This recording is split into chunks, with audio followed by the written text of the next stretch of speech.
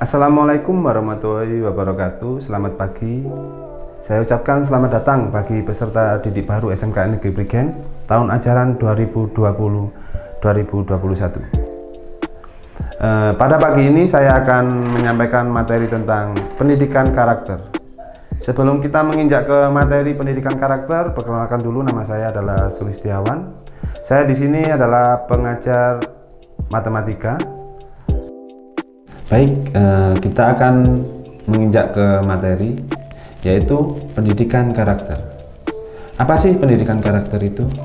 Pendidikan karakter itu adalah usaha sadar dan terencana di dalam mewujudkan suasana serta proses pemberdayaan potensi dan juga pembinaan peserta didik untuk membangun karakter pribadi maupun kelompok yang unik baik sebagai warga negara.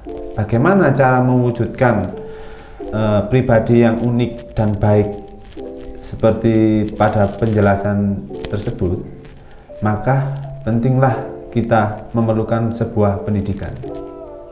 Adapun beberapa pengertian pendidikan karakter menurut para ahli, yaitu yang pertama adalah menurut Kertajaya, pendidikan karakter merupakan ciri khas yang dimiliki oleh individu atau benda tertentu. Ciri khas ini merupakan sifat asli dan mengakar pada kepribadian benda atau individu tersebut, dan merupakan mesin yang mendorong orang tersebut bertindak, berucap, mengubah, dan bagaimana orang tersebut dalam menanggapi sesuatu. Jadi, untuk kesimpulan dari pengertian ini adalah, sebelum kita bertindak, kita harus berpikir secara jernih agar kita tidak melampaui batasan-batasan yang ada di sekeliling kita. Yang kedua adalah menurut Suyanto, pendidikan karakter adalah cara berpikir dan berperilaku seseorang menjadi ciri khas setiap individu untuk hidup dan berbicara dengan baik dalam ruang keluarga, masyarakat, bangsa, ataupun negara. Jadi menurut Suyanto ini adalah kita harus berperilaku, berbicara dengan sopan pada siapapun, baik itu di masyarakat, di sekolah, maupun dimanapun kamu berada. Jadi kamu harus menjaga lisan, tingkah laku, dan pribadimu itu sendiri. Kamu tidak boleh berbicara kotor, bertingkah laku seenaknya. Jadi kamu harus mengikuti aturan yang ada di tempatmu saat itu. Tidak boleh sembrono, harus berperilaku dengan baik agar kamu memiliki karakter individu kamu sendiri. Jadi seperti itulah pengertian pendidikan karakter, baik secara umum maupun pendapat dari beberapa ahli. Adapun fungsi dari pendidikan karakter. Fungsi pendidikan karakter adalah mengembangkan potensi dasar anak agar berhati-hati, memiliki pemikiran yang baik, dengan berpikir baik, serta berperilaku baik. Jadi, sebelum kalian bertindak atau berperilaku, kalian harus berpikir secara baik, memikirkan tindakanmu secara matang-matang, apakah itu sudah baik, benar, di pandangan orang lain maupun di masyarakat.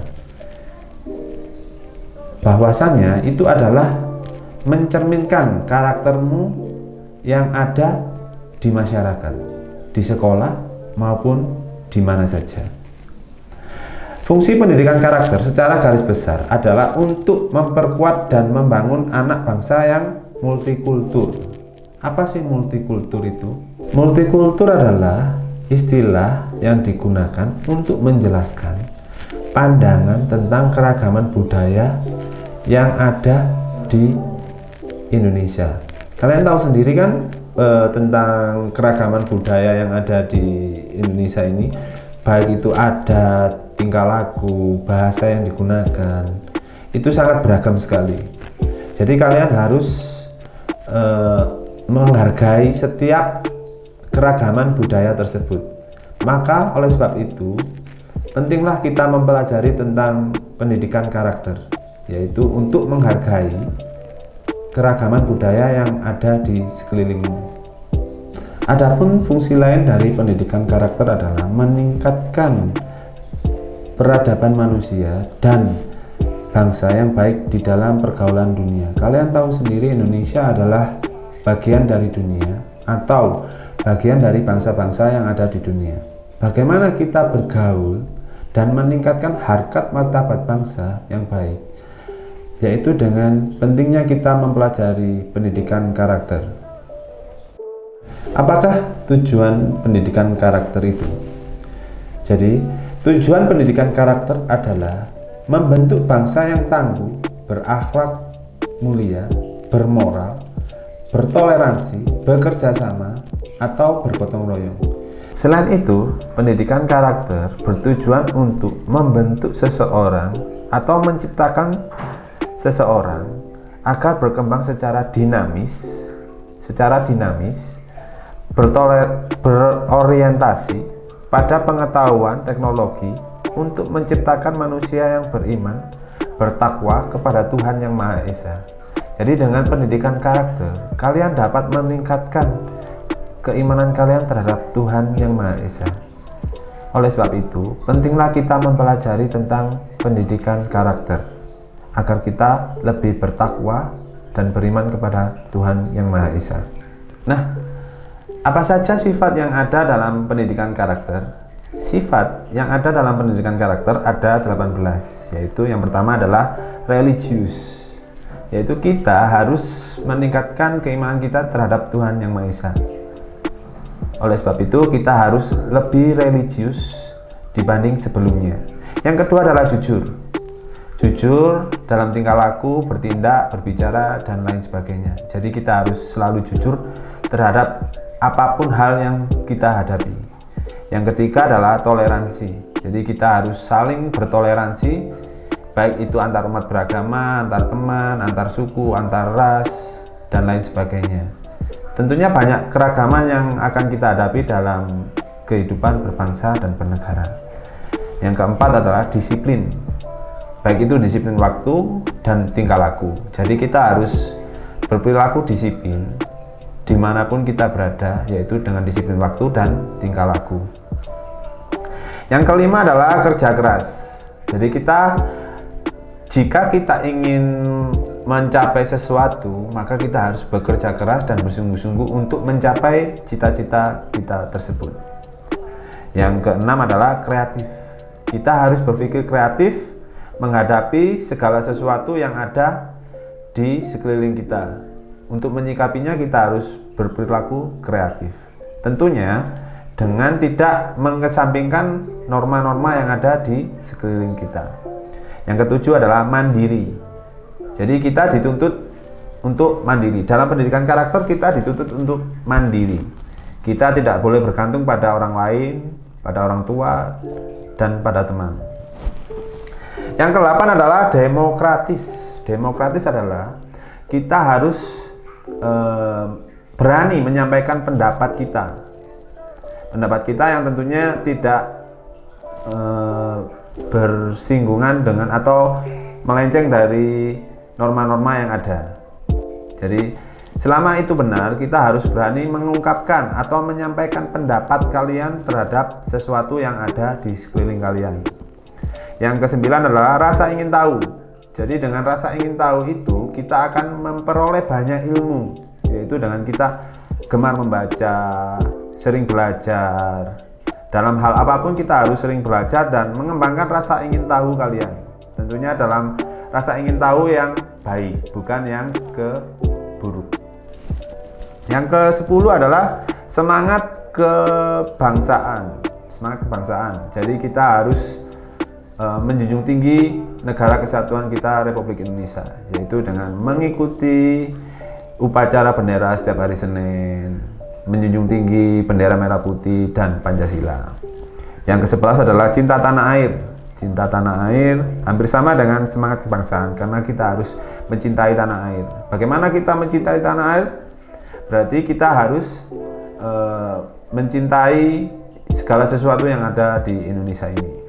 Contohnya kita harus mencintai produk-produk dalam negeri, tidak harus dengan barang-barang impor, barang itu. Toh sama saja, biasanya sama saja kualitas dari barang kita sendiri. Menghargai prestasi. Itu yang ke-12. Jadi prestasi yang kalian dapat itu harus kalian hargai, karena itu adalah hasil kerja keras kalian sendiri. Yang ke-13 adalah bersahabat atau komunikatif. Jadi kita harus humble. Secara garis besarnya kita harus bersahabat dengan siapapun, baik itu dengan siswa, sesama siswa, dengan guru. Kita harus humble, tentunya dengan saling menghormati juga. Yang ke-14 adalah cinta damai. Jadi kita harus cinta damai, tidak suka tawuran, tidak suka berselisih dengan teman. Jadi kita harus rukun. Secara garis besarnya adalah kita harus rukun. Gemar membaca. Gemar membaca hampir sama dengan rasa ingin tahu. Jadi itu untuk modal kalian untuk menambah ilmu kalian selama belajar di SMKN Negeri Prigen. Peduli lingkungan. Peduli lingkungan garis besarnya adalah seperti kita adiwiyata. Jadi kita harus mencintai lingkungan, tidak merusak lingkungan, tidak buang sampah sembarangan. Jika ada taman atau apa yang belum disiram, itu kalian harus inisiatif untuk menyiram agar tanaman tersebut tetap terjaga. Yang ke-17 adalah peduli sosial. Peduli sosial yaitu kita harus saling membantu terhadap teman yang membutuhkan. Jadi kita jangan pelit lah pada sesama teman, tentunya dalam hal kebaikan. Jangan kalau ulangan kita saling mencontek, itu tidak baik. Misalnya ada teman yang di jalan menemui teman yang bannya bocor, kita harus membantu gitu, seperti itu. Yang terakhir adalah tanggung jawab. Jadi kalian harus bertanggung jawab pada apapun yang telah kalian perbuat, baik itu perbuatan maupun ucapan kalian. Tentunya karena kalian kan sudah SMK, bukan lagi sekolah menengah pertama. Secara umur kalian sudah dianggap sebagai dewasa. Jadi kalian harus bertanggung jawab pada diri kalian sendiri, pada tingkah laku, perbuatan, dan ucapan kalian.